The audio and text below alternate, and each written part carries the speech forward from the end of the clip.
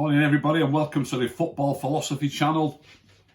And it's the morning after the night before an absolute disaster last night at the King Power, getting beat 3-1 by Leicester. Shocking performance overall, opened up quite brightly. I was quite impressed the first 10 minutes we were knocking it about, but 10 minutes is nowhere near enough. They soon got a grip of the game, Leicester, and apart from the first 10 minutes of the game, they were comfortably the best team throughout the game. And deserved the victory in the end. I said on the fan cam last night, there's a few people saying surely you couldn't underestimate them. Leicester are 1 point behind us in the Premier League. Ole underestimated them, in my opinion. I've got no doubt about it. He made a few changes, one or two changes that weren't necessary. Some of the players that he selected, look, they're still decent players, but you can't beat having as strong a player as possible in each position. You can't beat having a bit of continuity in your team. I heard Harry Maguire in a press conference recently. I can't remember which one. It doesn't matter. I noticed something that he said where he said, I feel comfortable, and when my left back's playing well, he described him as my left back because obviously he plays left-sided centre back, and he said, well, I feel that when my left back's playing well, that I feel like I'm playing well. And in other words, what I think he's saying there is when he's playing with a certain player next to him, his confidence goes up and he feels like he's playing well because the player who's next to him is playing well, and that courses through a team. Now, like I was saying, this is not any disrespect to any player. It's all about understanding the game and wanting to get the stronger player as you can in each position and getting some continuity. Now, Alex Telles, he's a decent player. He's a thoroughly decent player. But Luke Shaw, in comparison, is another planet. Luke Shaw, the way he's playing, is on another planet. You cannot leave Luke Shaw out of a game. So, in my opinion, he underestimated Leicester. And anybody who thinks he doesn't, think of it this way. It's a cup quarter final. They're going into the international break, which I'm going to touch on as well briefly. They're going into the international break. They need to get through this cup, and they don't just want to try and win a cup. That's the most important thing. That's paramount. They want to try and win a trophy. Of course they do. At the same time, we're also trying to stop Manchester City from going on an unprecedented quadruple. City's way now. Luckily, they've drawn Chelsea. They've got a tough game. Then now, if they get through, there's a good chance I think Leicester will beat. I always say you don't know. Southampton can be brilliant on a day. But I imagine City would have to beat Chelsea and then Leicester in the final. Wouldn't it be great if they had to beat Chelsea and then us? We give them a right game every time we play against them. Which brings me back to my point. When I say he's underestimated Leicester, imagine if we drew City yesterday. See, all he might be saying in his defence, oh, Shaw needed a rest. He might be saying, look, Bruno's wouldn't necessarily be in my team, but that's not my point. My point is he's rested players that are in his automatic first team every time they play. So he's rested Luke Shaw, he's rested Bruno. Ask yourself this question. If we happen to be playing Manchester City in the cup quarter final yesterday, would he have rested Luke Shaw? Would he have rested Bruno? And there's your answer. He wouldn't have. Surely he would not have rested Luke Shaw or Bruno if we were playing Manchester City yesterday.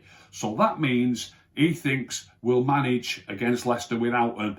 If we were playing City, we wouldn't manage without him. Against Leicester, he thinks we can manage without him. We'll give the lads a breather. That is what you call underestimating your opposition. So that was something that I mentioned on my fan cam. I've had time to think overnight as well about certain things that I've said. So when you've had time to sleep on it, you've got more opportunity to explain what you mean, and I've got more time, if you like. Like I say, I've had more time to think about it. So he's definitely underestimated the opposition. That's the first thing that I want to address. A lot of people, I don't know, this will probably never ever stop. There's too many people out there saying that I've got an agenda against certain players. My only agenda is that I want Manchester United to win football matches. I want them to win football matches, and I want them to win trophies, and I want them to play good football. That's what I want for Manchester United. So when I bang on about any given player, no matter which player it is, if I prefer a certain player, and there's lots of people saying, oh, he's complaining because such and such a player didn't play who he would have had in the team. You're damn right I am. You're damn right I am. It's not because, you know, I'm not such and such a player's granddad, I'm not such and such a player's agent, I'm not such and such a player's brother or anything like that. I've got no agenda whatsoever, except I think they're the better players. The players that I bang on about, I believe need to be in the team, and I want the better players in the team, and I want the team to play better, and I want the team to win. And that's the only agenda. There's no other agenda whatsoever. I did hear one reasonable argument from someone who did say, and it does make sense what he said, but I promise you it's not true. About me anyway. One person did say, well, you've got an agenda because you've banged on so long about how good certain players are and you won't drop it, so you don't want to be made to look like you're wrong. That is not the case. That is not the case. If I believe a player is playing better now, and that's happened with players, I banged on about Wan-Bissaka being nowhere good enough. I still don't think Wan-Bissaka is the be-all and end-all as a right-back. I believe United need a better right-back than Wan-Bissaka, a better footballer, great defender, better footballer. When I say great defender, one-on-one defending. You know, even Wan-Bissaka's people always say great defending, but sometimes his positional sense isn't fantastic. So that's defending as well. But that's another point. So I used to bang on about Wan-Bissaka. Don't bang on about Wan-Bissaka being nowhere good enough. He's improved.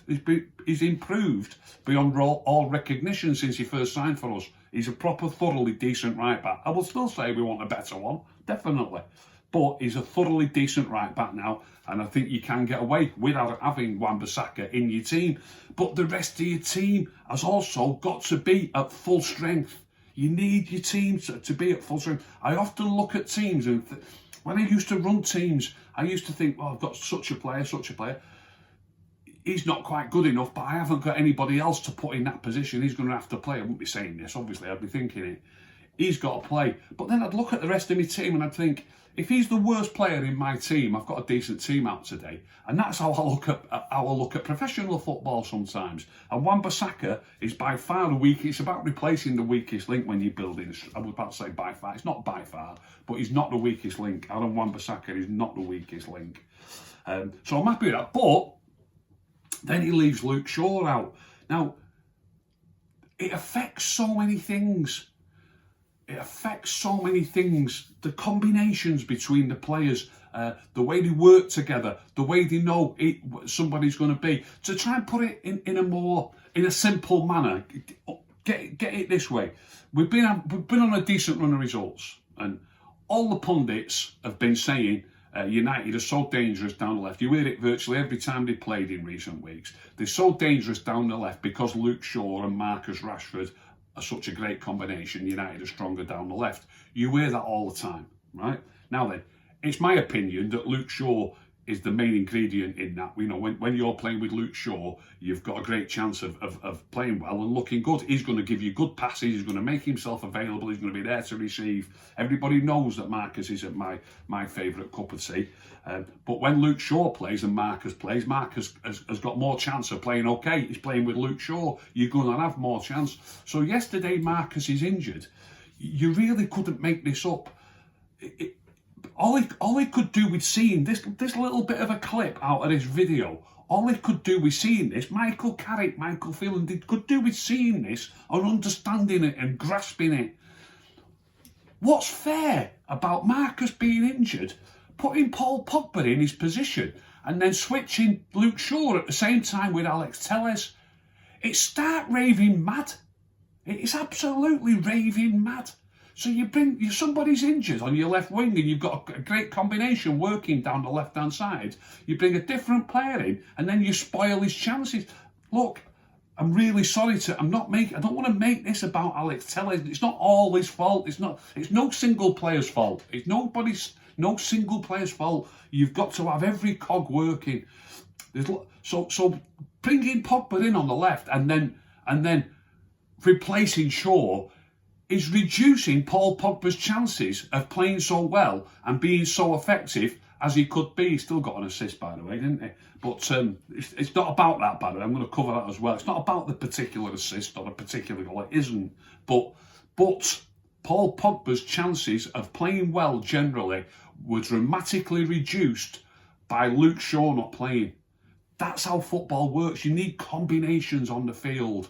So the left side was nothing like the left side as it normally is. And it's my opinion, that's not because Marcus was missing, it's because Luke Shaw was missing. If Luke Shaw was playing, Paul Pogba, he started off quite well, but Paul Pogba would have played a lot better if Luke Shaw was playing. So the importance of getting strength in each team. I looked at Leicester's team. Leicester's team were they had 5 players injured. I've looked at I think there's 2 or 3 of them who start a hell of a lot, but then there's a couple of others who do get games and come off the bench. So they had 5 players missing, Leicester. So don't make any mistake about that. But I looked at Leicester's team and I looked at the bench.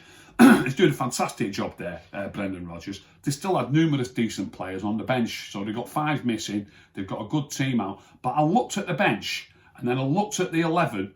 And Leicester's 11, in my opinion, was the strongest possible 11 that he could put on the field. Don't underestimate the value of that. Brendan Rodgers hasn't underestimated it. And Brendan Rodgers has also not underestimated trying to get through to the FA Cup semi-final. I believe Ollie still put a team out there that he believes was good enough. If he believes that, he's a fool. He's a fool. If we put that same team out and they put their same team out and we played them another 10 times, we probably will beat them once, maybe twice. But they'll probably beat us 5 times and there might be 3 draws. You know, they had a stronger team out than we had. They were better than us on the day and they fielded the strongest. They still had reasonable players on the bench, even with 5 men missing. But they fielded the strongest possible team that they could field. We made 5 subs in the end, by the way. Leicester made 2 subs, which gives you a clue. That he's going about it in the right manner, substitutes at the right time. No need to make loads of subs. Obviously, they're leading, that helps. I don't agree with all that 4 subs at once, by the way. It destroys I don't agree with 2 substitutions at once. I do not agree with 2 substitutions at once. You've picked your team. You think that's your best team. Tweak it now and then. Making wholesale changes during the game, even 2 players is 2 players is 20% of your outfield players. Even 2 players coming on at once can. I've just spoken about the combinations between players like Shaw with Rashford, which should have been Shaw with Pogba yesterday. Little combinations like that. Don't make loads of changes at once. And also, I don't want to make it a Luke Shaw show either, but I was thinking this before he made any subs. I knew that he'd bring Luke Shaw on. I said in a tweet yesterday. When Fergie was the gaffer, Phil Neville used to get plenty of games, loads of games. Phil Neville, right back or left back, and he's a top quality player. Centre midfield sometimes as well. But right back or left back, Phil Neville very, very rarely let you down. And one thing I can't remember ever happening, was starting Phil Neville at right back, but then during the game thinking, I'm going to have to bring Gary Neville on because he's not strong enough down that side. I can never remember Phil Neville playing at left back and then during the game, the manager thinking, I'm going to have to take him off and put Dennis Irwin on because we're not strong enough down that side. Right? Now then, if you look at Luke Shaw, virtually every time he's rested, he brings him on. So what's that about? Is Tellez not fit enough to complete a full game? If he's not, he needs to stop using him. Is he not fit? I'm sure he is fit enough. I'll tell you what the reason is. The reason is that he realises that we're not strong enough down the left-hand side, that we can be stronger. That's the reason that he keeps replaying. It must have happened. I bet it's happened half a dozen times now. And I said it had happened. Tellez won't last the game out. I predicted it the last time he played. He won't last the game out. He'll get substituted for Luke Shaw. It's just that the gap in quality is so big. That's not a slight against Alex Tellez. It's how good Luke Shaw is. So every time he plays him, he subs in. Just stop playing him. Play Luke Shaw. Leading into an international break, by the way. That's what I said I'd touch on. I've had a quick look at it. Obviously, Luke Shaw's in the England squad.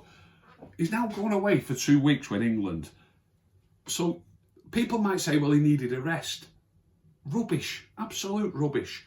England have got 3 games now before United play Brighton, a week on Saturday or a week on Sunday, whichever. United play Brighton. In that period of time for United, we would normally have 1 midweek game, then a weekend game, then another midweek game, and then back for the Brighton game. So United would normally play 3 games in that period.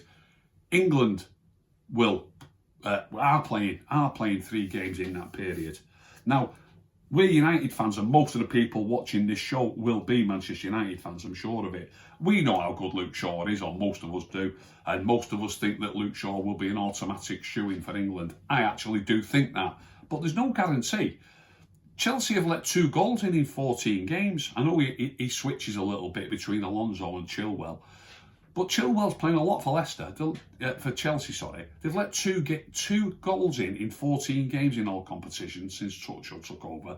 There'll be plenty of Chelsea fans out there who think Ben Chilwell's the best left back in the Premier League. Don't worry about that.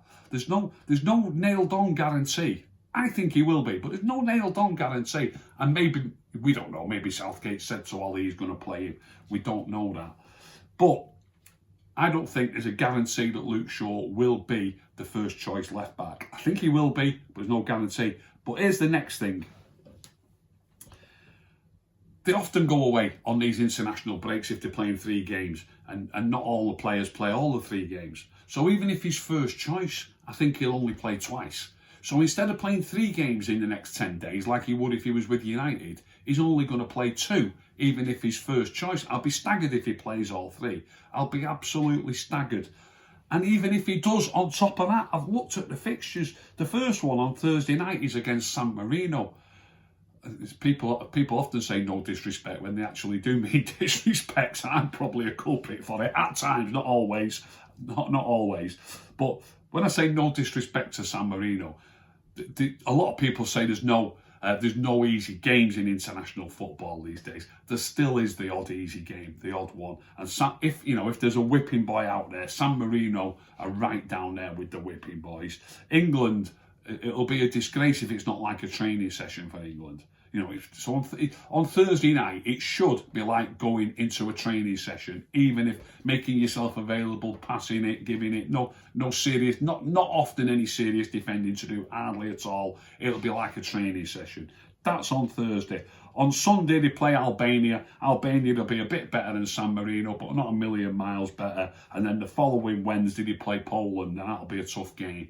So they've got one tough game. They should have one tough game. Look, Albania could just make it a bit tougher, but England should win it hands down.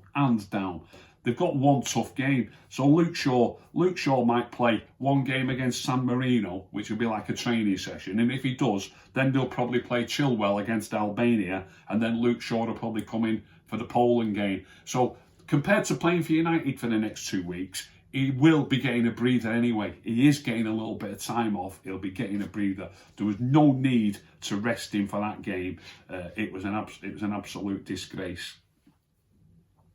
Other players, lots of people on Twitter saying, it's because he's played. You're right, it's because certain players didn't play. I want certain players to play because I believe we've got a better chance. Lots of people saying, how did Matic do? I said before the game, anybody who watched the live show when the team came out, Matic is playing, I'm dead pleased, but it needs to be next to McTominay. If ever the fate can conspire for you rather than against you, they normally say fate conspires against you, don't they? If ever fate can conspire for you, I said Matic needs to play, but Matic needs to play next to McTominay, not next to Fred. We need McTominay and Matic, not Fred and Matic. That's what it should have been. And then lo and behold, Fred, obviously, there's a lot of people saying Maguire shouldn't have given him that pass. He shouldn't have. It's too tight. He should have just. They just tend not to launch balls up the field these days. All top clubs, they tend not to do that. And it's easy in hindsight to say, oh, he should have just launched it up the field. He'll give that ball to his central midfield player and another 20 times, and it might be 30 times before it results in a goal against us again, and maybe even that's too soon.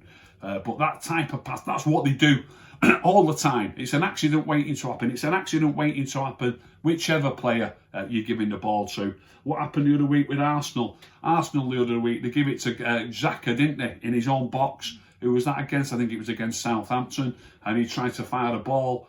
No, it was against Burnley. It was against Burnley because it was Woods, wasn't it, a striker for Burnley.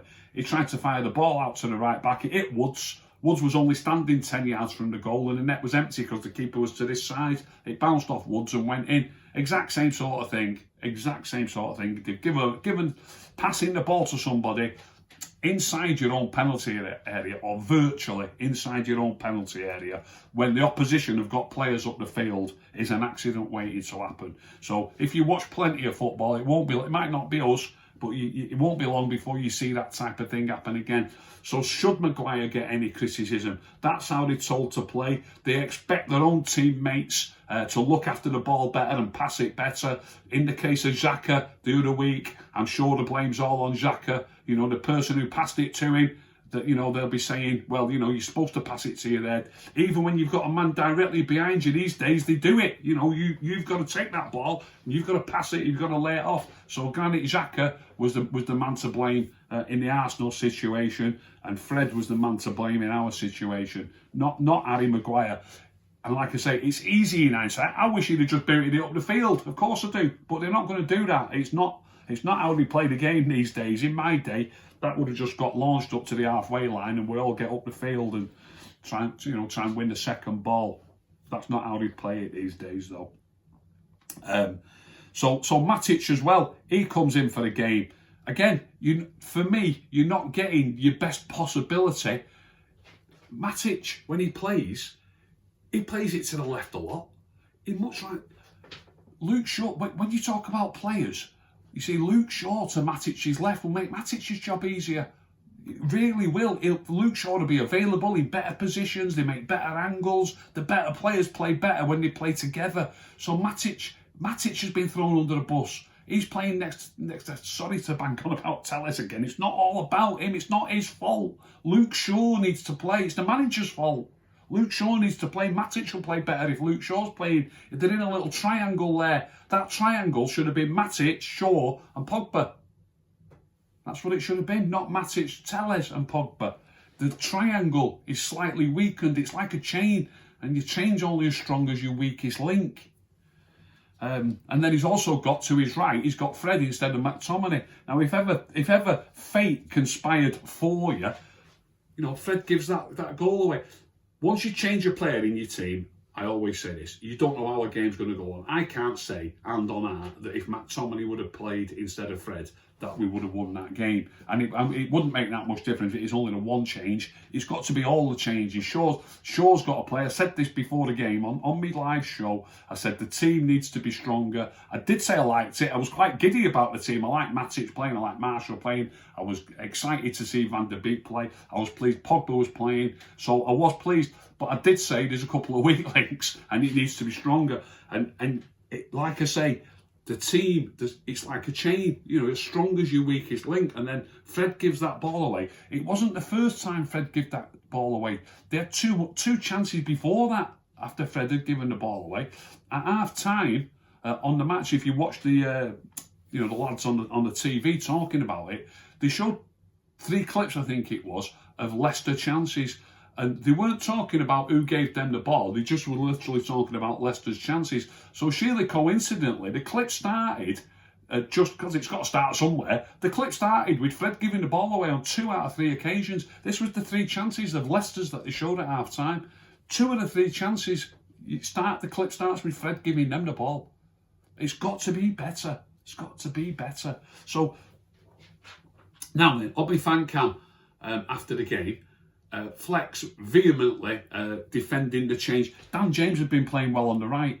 Make no mistake about it. We've got his energy and his speed is important. He's just a different type of player as well. So what you've got on the other side, the balance is interesting. The shape of the team's better. So Dan James needs to play. He does need to play. He's been playing.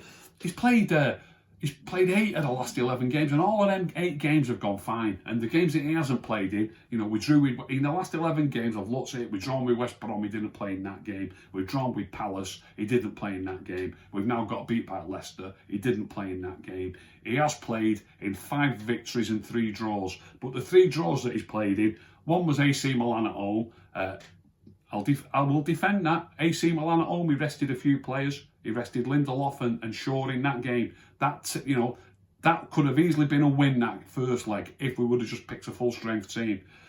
Obviously, he rested players, but that didn't matter. We got through in the next leg. So we drew with AC Milan, no harm done. He also played in the draw with Real Sociedad, but we'd won 4-0 in the first leg. That didn't matter.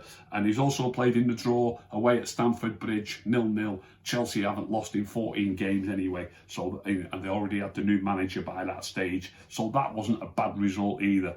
Every game that Dan James has played in has been fine. That's 8 of the last 11.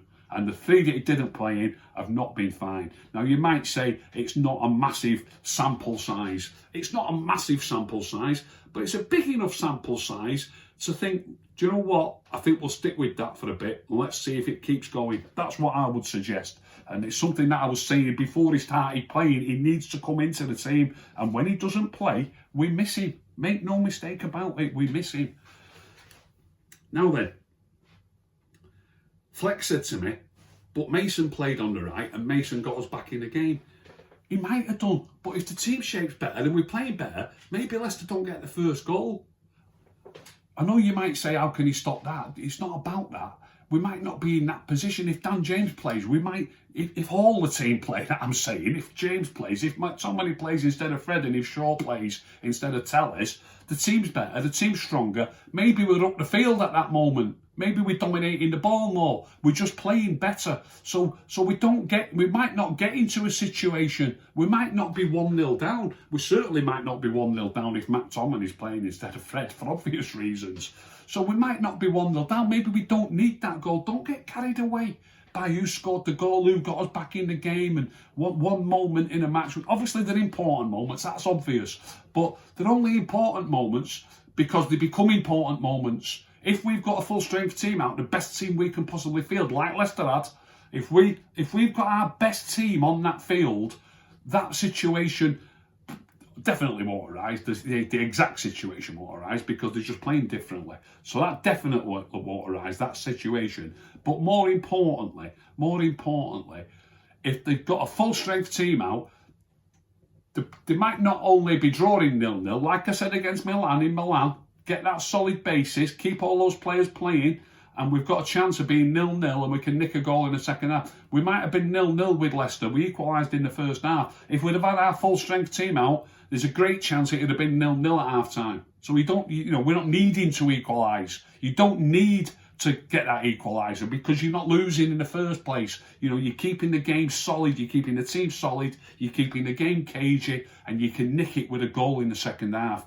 You've got to have a solid team that's really competitive and makes it difficult for the opposition to score. They had too many chances as well as that chance. And we need to be better than that, and we've got to play our best players as often as we can and get the team as solid as we can. We could have easily played at Leicester exactly like we played in Milan. It could and should have been 0-0 at half time.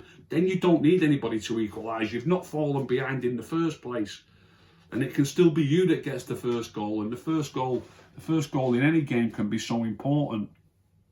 Another thing that Fleck said to me, Scott McTominay came on. What difference did he make? He gave a free kick away and then he missed the header at the back post.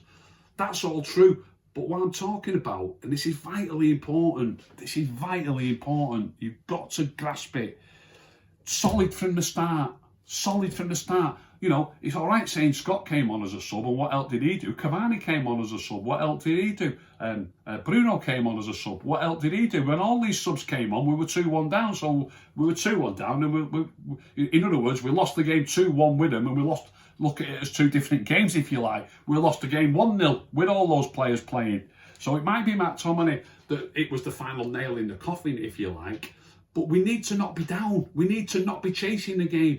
We need to be not making loads of subs to try to change the game. The whole thing's a mess. The whole thing is a mess. Get your solid team out right from the start. You can win that game 1-0, 2-0. Then mistakes later on don't happen. We're not chasing the game. We're not giving the ball away. You might say, well, he lost an header at the far post. How can you say he won't lose an header at the far post? If we're dominating the game, maybe they just don't get as many free kicks in dangerous positions. You've got to try to dominate the game. You've got to be solid right from the outset. And we could have easily won that game by picking our strongest team. And I'm going to go right back to the very beginning. If we'd have been playing City, Shaw would have played. McTominay, okay, Matic probably wouldn't have played. It'd have been McTominay and Fred, wouldn't it? But if Shaw would have played, if we'd have been playing City yesterday on the run that we've been having and the way these players have been playing, Shaw would have started, McTominay would have started, Bruno would have started, and believe me, Dan James would have started. You know, when we beat City 2-0 in the league, Dan James played. You know, he's all over them like a rash. So the team needs to be stronger. You need to not underestimate your opposition. He underestimated Sheffield United. We got beat at home by Sheffield United 2-1. You know, so don't. How on earth he thinks he can get away with resting a few players against Leicester City is absolutely beyond me.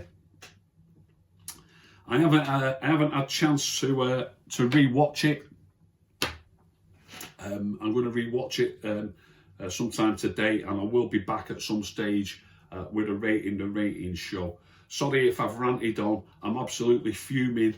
I'm frustrated, and it could so easily have been a different game. We just need to understand that we can't afford to rest top. We've got plenty of decent backup, but your decent backup, they're there for when you've got injuries, or for when you've got injuries. When you've got suspensions, and earlier in the season, if you've got a game against, I don't know, a team from the third tier and a team from the fourth tier, that's when you can give them games. You can't give them games against the likes of Leicester City. I hope you've enjoyed that show. If you've enjoyed that show, please tell all your friends. Please subscribe. If you didn't enjoy it, don't tell anybody. Keep stum.